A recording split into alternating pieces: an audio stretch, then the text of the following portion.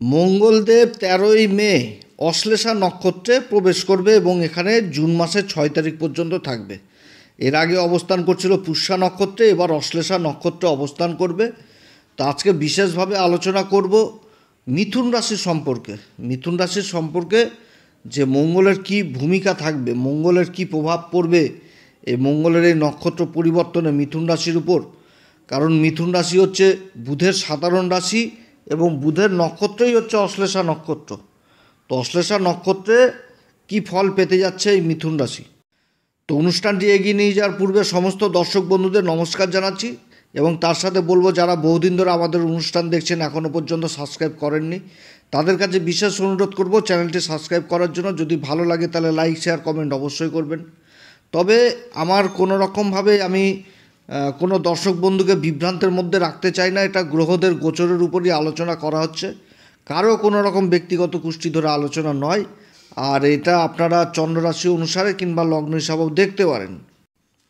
মঙ্গল তো নিচ অবস্থায় কর্কট রাশিতে রয়েছে, সেটা হচ্ছে এই মিথুন রাশির ক্ষেত্রে দ্বিতীয় ঘর যেটা বাণীর ঘর, তারপরে আত্মীয় স্বজনদের ঘর, খাবার দাবারের বিচার আবার এই ঘর থেকেই করা হয়। তো এই ঘরে নিচ অবস্থায় মঙ্গল রয়েছে। তো মঙ্গল হচ্ছে মিথুন রাশির ক্ষেত্রে ষষ্ঠ ঘরের অধিপতি, আবার একাদশ ঘরের অধিপতি। ষষ্ঠ ঘর হচ্ছে বৃশ্চিক রাশি আর একাদশ ঘর হচ্ছে মেষ রাশি। এই দুটি ঘরের অধিপতি হয়ে মঙ্গল বাণীর ঘরে দ্বিতীয় ঘরে নিচ অবস্থায় রয়েছে। অনেক দিক থেকে এই নক্ষত্রের অবস্থান মিথুন রাশিকে লাভও যেরকম দেবে আবার সেরকম কিন্তু সাবধানও থাকতে হবে এই সময়কালে বিশেষ কিছু দিক থেকে। তো সমস্ত কিছু তুলে ধরবো, কোন দিক থেকে লাভ আসবে, কোন দিক থেকে লোকসান হবে এবং কি এমন বিশেষ উপাচার করলে এই সময় ভালো ফল পাবে মিথুন রাশি সেটাকেও তুলে ধরবো। তো যে রাশিতে মঙ্গল নিচ হচ্ছে, যে এটা হচ্ছে কর্কট রাশি। কর্কট রাশিটা কি জলতত্ত্ব রাশি, ভাবুক রাশি, ভাবনায় ডুবে থাকে। আর বুধের এখানটাতে অশ্লেষা নক্ষত্র পড়ছে, 4টি চরণই পড়ছে। বুধ হচ্ছে কি ম্যানেজমেন্টের কারক, চতুরতার কারক, ব্যবসার কারক। আর অশ্লেষা নক্ষত্রে এখানটাতে এই জিনিসটাই বুঝাচ্ছে এই অবস্থান যে ভাবনার মধ্যে থেকে সব কিছুই সবাইকে দিয়ে দাও, এটা করলে কিন্তু চলবে না। কারণ কর্কট রাশি কিন্তু ভাবনার রাশি। পরিস্থিতির মধ্যে থেকেই আচরণ করতে হবে, কারোর উপর বেশি ভরসা করা যাবে না এবং যেটা নিজের সেটাকে কিন্তু নিজের করেই নিতে হবে। নিজের জিনিস অপরের কাছে বিতরণ করে দিলাম, তারপরে পস্তাচ্ছি যে এটা কেন দিলাম। যেটা অশ্লেষা নক্ষত্রে এখানটাতে এটাই বুঝাচ্ছে কর্কট রাশির ক্ষেত্রে। অশ্লেষা নক্ষত্রের 4টি চরণই এই কর্কট রাশির মধ্যে পড়ছে। আমাদের জ্যোতিষশাস্ত্র মতে অশ্লেষা নক্ষত্রের যে জ্যোতিষীয় সিম্বল সেটা হচ্ছে কি বেরি ধরা সাপ। একটা কিন্তু সাপের চরিত্র বৈশিষ্ট্য কিন্তু এই নক্ষত্রের উপর দিয়ে প্রকাশ করা হয়েছে। এই নক্ষত্রের অধিপতি দেবতা হচ্ছে নাগ দেবতা। অত্যধিক বুদ্ধি, বড় তার সাথে অত্যধিক জেদ, নিজের হকের জিনিসটা খুব ভালো মতন করে বুঝায় এবং একটা দৃঢ় পার্সোনালিটি, দৃঢ় একটা ব্যক্তিত্ব এই নক্ষত্র থেকে কিন্তু প্রকাশ পায়। যুবরাজ কি? যুবরাজ হচ্ছে বুধ।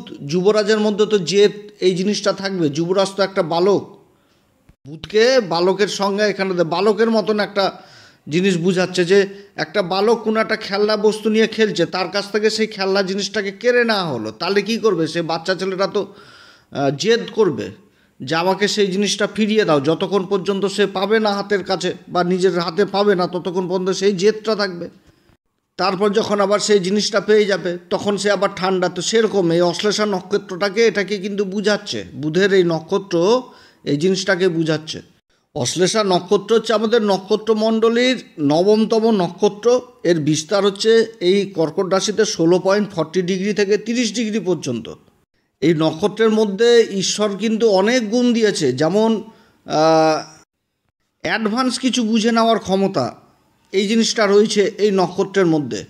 এরা যদি কারোর দিকে একবার তাকায় বা দেখে যদি ঠিক মতন করে, তো স্ক্যানারের মতন কাজ করবে। সামনে থাকা ব্যক্তি বা বস্তুকে অনুধাবন করার ক্ষমতা প্রচণ্ড থাকে এদের। অশ্লেষা নক্ষত্রে এমন একটি নক্ষত্র, এরা কিন্তু অত্যধিক বুদ্ধিসম্পন্ন হয়। এই অশ্লেষা নক্ষত্রের ব্যক্তিরা বড় বড় উকিল হয়, সিএ হয়, ব্যবসায়িক টাইফুন হয়। বড় বড় লেভেলের লোকেদের জন্মকুষ্ঠিতেও কিন্তু অশ্লেষা নক্ষত্রে দেখা গিয়েছে। তবে অশ্লেষা নক্ষত্রের আবার আরও একটি গুণ রয়েছে, এরা যদি কোনো সময় ধর্ম বিমুখ হয়ে যায় বা অধর্মের পথে চলা এই সমস্ত যদি করে থাকে জীবনকালে, তো এরা কিন্তু এমন একটা সময় চলে আসে এরা কিন্তু ধর্মের দিকেও ফিরে চলে আসে এবং ধর্মপথে থাকা, ধর্মের কথা চলা, এই সমস্ত জিনিস করে। আর এদের জেদটা এমন একটা জায়গায় থাকে যে কোনো কিছু একটা যদি প্রাপ্তি করার জন্য উঠে পড়ে বসে যে আমি এই জিনিসটা চাই, তো সেটা কিন্তু চাবেই, মানে যেভাবে হোক সেটা ওর লাগবেই আর কি, এক কথায় বলতে গেলে। এবং সেটাকে পাওয়ার জন্য দিনরাত একও করে দিবে।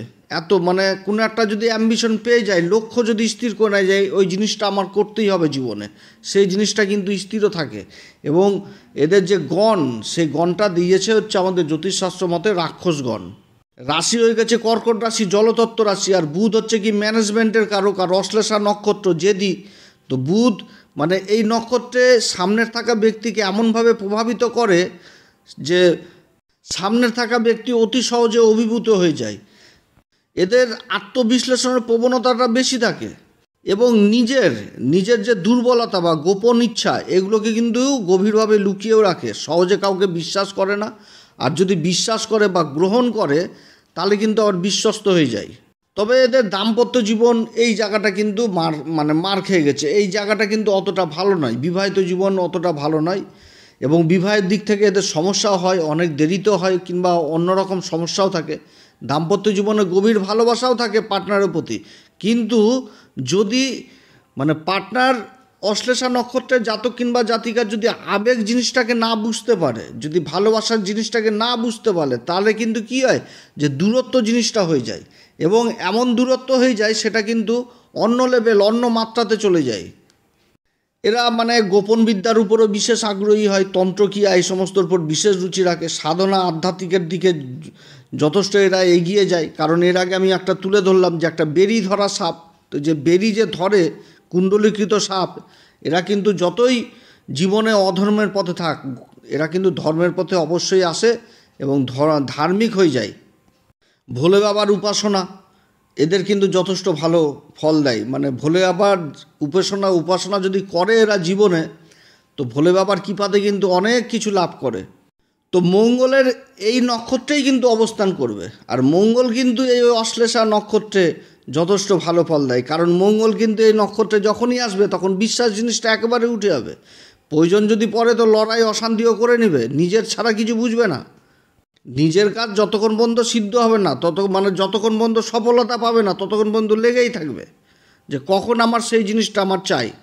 তো মঙ্গল কিন্তু দ্বিতীয় ঘরে অবস্থান করছে, নীচ অবস্থায় থাকছে, কিন্তু তার ওই সপ্তম দৃষ্টি থাকছে কিন্তু উচ্চ ঘর, যেটা হচ্ছে অষ্টম ঘর, সংঘর্ষের ঘর, যেটা হচ্ছে মকর রাশি।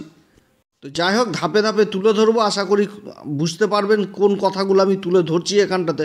অশ্লেষা নক্ষত্র ভালো অবস্থান হতে যাচ্ছে, মঙ্গলের অবস্থান এবং অন্যান্য গ্রহদের যে অবস্থান রয়েছে এই সময়কালে, এই মিথুন রাশির যথেষ্ট একটা খুব ভালো খুবই ভালো সময় তৈরি হয়েছে, খুবই একটা ভালো গ্রহদের চক্র তৈরি হয়েছে এই সময়কালে মিথুন রাশির। কারণ 13ই মে অশ্লেষাতে প্রবেশ করে যাবে মঙ্গল, এবং তারপর আবার দেবগুরু বৃহস্পতি রাশি পরিবর্তন করে রাশির উপরে চলে আসবে, একদম রাশির উপর অবস্থান করবে অতিচারী ভূমিকায় 15ই মে। এবং এই সময়কালে আবার রাশির অধিপতি বুধের তো মিথুন রাশি হচ্ছে সাধারণ রাশি, তো বুধ কিন্তু আবার অবস্থান করছে 23 তারিখ পর্যন্ত মেষ রাশিতেই। এবং বুধ যে মুহূর্তে অশ্লেষা নক্ষত্রে মঙ্গল অবস্থান করবে, সেই মুহূর্তে কিন্তু বুধ আবার চলে আসবে হচ্ছে ভরণী নক্ষত্রে, যেটা হচ্ছে শুক্রের নক্ষত্রে, লাভের ঘরে থাকবে। এবং সূর্যও কিন্তু রাশি পরিবর্তন করে দ্বাদশ ঘরে চলে আসবে। শনির অবস্থান যথেষ্ট ভালো রয়েছে, নিজের নক্ষত্র অবস্থান করছে শনি কর্মের ঘরে, রাহু কেতুরও পরিবর্তন হবে, শুক্রের অবস্থান ভালো। অতএব একটা ভালো গ্রহদের চক্র তৈরি হয়েছে মিথুন রাশির এই সময়কালে। খুবই একটা বহু দিন পর এত সুন্দর একটা গ্রহদের চক্র তৈরি হয়েছে। তবে এর আগের ভিডিওগুলোতে আমি সম্পূর্ণভাবে তুলে ধরেছি যে কিভাবে মিথুন রাশিকে চলতে হবে, আগামী দিনগুলো কিভাবে চলতে হবে, হিসাব কিন্তু করতে হবে মোটের উপর, এটাই কথা। যতই আয় ইনকাম থাকুক, যাই হোক তাই হোক, মিথুন রাশিকে হিসাবের মধ্যে থাকতেই হবে। কারণ কর্মের ঘরে শনি অবস্থান করছে উত্তরা ভাদ্রপদ নক্ষত্রে, এরপরে আবার বকরি হবে, তারপরে আবার মার্গী হবে শনি। অনেক বড় চ্যাপ্টার, 2-2.5 বছর পর্যন্ত তো সেই কর্মের ঘরে অবস্থান করবে। আর এই যে এখন মঙ্গলের পরিবর্তন, অশ্লেষা নক্ষত্র হচ্ছে দ্বিতীয় ঘরে, তো এইখান থেকেও কিন্তু যথেষ্ট বেনিফিট পাবে এই মিথুন রাশি। মঙ্গলের 3টি দৃষ্টি, চতুর্থ দৃষ্টি পড়ছে রাশির পঞ্চম ঘর যেটা হচ্ছে তুলা রাশি, সপ্তম দৃষ্টি পড়ছে অষ্টম ঘর যেটা হচ্ছে মকর রাশি উচ্চ ঘর, এবং অষ্টম দৃষ্টি পড়ছে ভাগ্যের ঘর যেটা হচ্ছে কুম্ভ রাশি। মঙ্গল হচ্ছে কি রক্তের কারক, মঙ্গল থেকে ব্লাড কানেকশন, যে আমার সে মানে যে দাদা ভাই তারপরে আত্মীয় স্বজন এগুলোকে কিন্তু বুঝায়। রক্তের যেহেতু ব্লাড কানেকশন, রক্তের সম্পর্ক চলে আসলো, তো দ্বিতীয় ঘরে অবস্থান করছে, তার সপ্তম দৃষ্টি পড়ছে অষ্টম ঘরে, অর্থাৎ পৈতৃকজনিত কোনো যদি সম্পত্তির বিবাদ হয়ে থাকে এই সময়কালে এই মঙ্গলের অবস্থানে যথেষ্ট প্রফিট পেতে যাচ্ছে এই মিথুন রাশি। যে আত্মীয় স্বজনদের সাথে কোনো জায়গা জমি নিয়ে একটা বহুদিন ধরে বিবাদ চলছে, এবার এই নক্ষত্রে আসা মানে শত্রুরাও যথেষ্ট দূরে সরে যাবে, কারণ ষষ্ঠ ঘরের অধিপতি আবার মঙ্গল অবস্থান করছে দ্বিতীয় ঘরে, এবং লাভের ঘরের অধিপতি হয় দ্বিতীয় ঘরে অবস্থান করছে। দ্বিতীয় ঘরটা কিসের ঘর? ধনসম্পত্তির ঘর। তো ধনসম্পত্তি কিন্তু আসার প্রবল সম্ভাবনা থাকছে। আনএক্সপেক্টেড মানি, জায়গা জমি সংক্রান্ত কাজে থেকে আসার কিন্তু সম্ভাবনা থাকছে, যে এমন একটা জায়গা জমি রয়েছে যে জায়গা জমির কোনো দিন ফায়সালাই হচ্ছিল না, দিনের পর দিন শুধু ডেট আর ডেট হয়ে যাচ্ছিল। তো এইগুলো জায়গা থেকেও কিন্তু সফলতা রয়েছে। এবং যে এই যে অশ্লেষা নক্ষত্রে মঙ্গলের অবস্থান, প্রয়োজন পড়লে অশান্তি গণ্ডগোল করে নেবে নিজের হকের জন্য, যে আমার চাই, আমার জিনিস আমি দিব না কাউকে, এরকম জিনিসটাও উঠে আসছে। অর্থাৎ অর্থকরীর দিক থেকে মঙ্গলের এই অবস্থানটা যথেষ্ট ভালো হতে যাচ্ছে। এবং মঙ্গলের যে অষ্টম দৃষ্টিটা পড়ছে সেটা হচ্ছে কি ভাগ্যের ঘরে, ভাগ্যের ঘর থেকে পৈতৃক জিনিসটা উঠে আসছে, পিতার সাথে সম্পর্ক উঠে আসছে। তাহলে পৈতৃকজনিত সম্পত্তির যদি কোনো একটা ভাগাভাগির ব্যাপার থাকে সেই কাজটা কিন্তু এই সময় হচ্ছে। আবার শত্রুটাও কিন্তু যথেষ্ট দূরে সরে যাবে, কারণ মঙ্গল হচ্ছে ষষ্ঠ ঘরের অধিপতি হয় দ্বিতীয় ঘরে অবস্থান করছে, ধনসম্পত্তির ঘরে। তো এই সময়কালে শত্রুরাও যথেষ্ট পিছনে সরবে। এবং মঙ্গলের যে চতুর্থ দৃষ্টিটা পড়ছে কোথায়? পঞ্চম ঘর, যেটা হচ্ছে তুলা রাশিতে। সন্তানের দিক থেকেও কিন্তু চিন্তামুক্ত হবে। এবং পঞ্চম ঘরটা কিসের ঘর? সন্তানের ঘর, শিক্ষা দীক্ষার ঘর। আর এই সময়কালে রাশির অধিপতি সেই একাদশ ঘরে অবস্থান করছে, তারও দৃষ্টি এই পঞ্চম ঘরে পড়ছে, অর্থাৎ শিক্ষার্থীদের দিক থেকেও কিন্তু যথেষ্ট ভালো হতে যাচ্ছে। এবং মঙ্গলের যে অষ্টম দৃষ্টি সেটা কিন্তু পড়ছে ভাগ্যের ঘরে, তো অষ্টম দৃষ্টি ভাগ্যের ঘরে পড়ছে, দূরযাত্রা এবং যে অষ্টম দৃষ্টিটা ভাগ্যের ঘরে পড়ছে, তো নবম ঘর যেটা, তো এই ঘর থেকে দূরযাত্রা যেরকম দেখা হয় সেরকম আবার উচ্চশিক্ষা জিনিসটাকেও দেখা হয়। তাহলে মঙ্গলের চতুর্থ দৃষ্টি পড়ছে পঞ্চম ঘরে, যেটা শিক্ষা দীক্ষার ঘর, সন্তানদের শিক্ষা দীক্ষার ঘর। তাহলে যারা উচ্চশিক্ষার সাথে জড়িত রয়েছেন তাদের জন্য আবার যথেষ্ট ভালো হচ্ছে।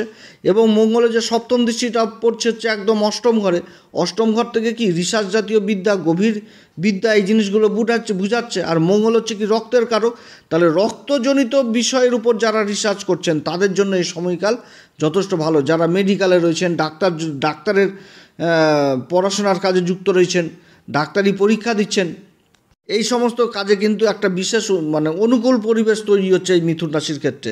এবং তার সাথে মঙ্গল যে দ্বিতীয় ঘরে অবস্থান করছে, খাওয়া দাওয়ারও বিচার করা হচ্ছে এখান থেকে, খাওয়া দাওয়ারও বিচার, অর্থাৎ যারা রেস্টুরেন্ট বলেন, তারপরে ক্যাটারিং, তারপরে যে কোনো খাবারের প্রোডাক্টের কাজের সাথে যুক্ত রয়েছেন, হোটেল ব্যবসার সাথে যুক্ত রয়েছেন, তাছাড়া অন্যান্য কাজের সাথে খাবারের দ্রব্যর সাথে যারা যুক্ত রয়েছেন তাদের কাজগুলো যথেষ্ট ভালো হবে। ইম্পোর্ট এক্সপোর্ট কাজের সাথে যারা যুক্ত রয়েছেন তাদের জন্য যথেষ্ট ভালো।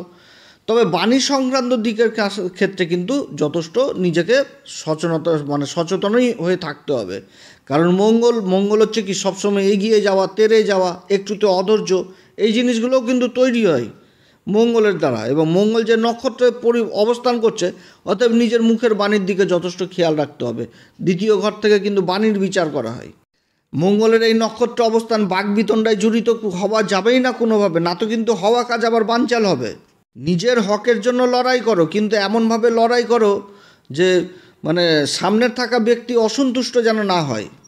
এ সময়কালে যারা বাণী সংক্রান্ত কাজের সাথেও আবার যুক্ত রয়েছে, যেমন ওকালতির কাজে, তারপরে চার্টার্ড অ্যাকাউন্টেন্ট, তারপরে সেলসের কাজে যুক্ত রয়েছেন, মিডিয়ার কাজে যুক্ত রয়েছেন, এই সমস্ত কাজেও যথেষ্ট ভালো ফল পাবে।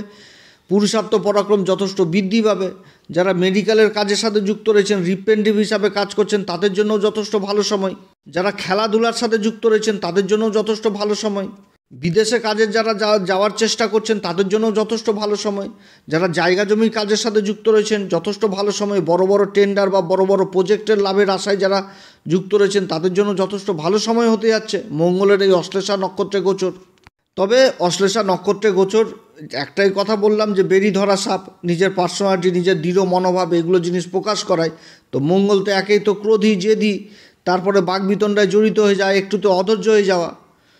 রাজা হচ্ছে সূর্য, সবসময় বিচার টিচার করে একটা কোনো জায়গায় মানে কোনো একটা বিচার নিবে, যে তার সমস্ত কিছু দিক বিচার টিচার করেই কিন্তু একটা ডিসিশন নিবে।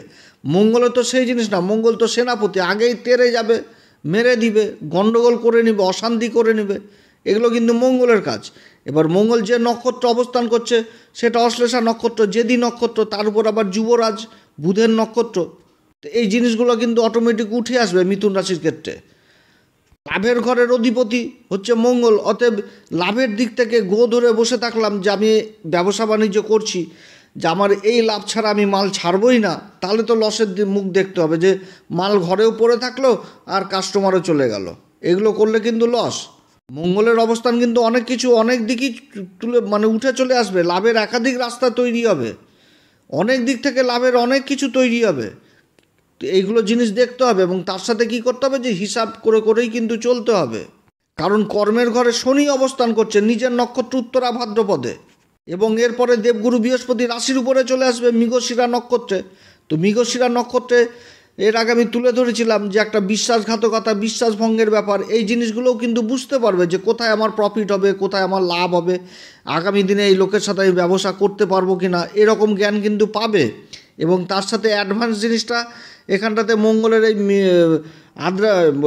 মঙ্গলের এই অশ্লেষা নক্ষত্র থেকেও পাবে, কারণ প্রকৃতির কিন্তু একটা নিয়ম রয়েছে, অ্যাডভান্স জিনিসটা অশ্লেষা নক্ষত্র বুঝতে পারে, যেহেতু বেরি ধরা সাপ অ্যাডভান্স জিনিস বুঝতে পারবে, সামনের থাকা কোনো ব্যক্তি বস্তুকে বিশেষভাবে চিনতে পারবে, এটাও কিন্তু একটা বিশেষ গুণ এই নক্ষত্রের।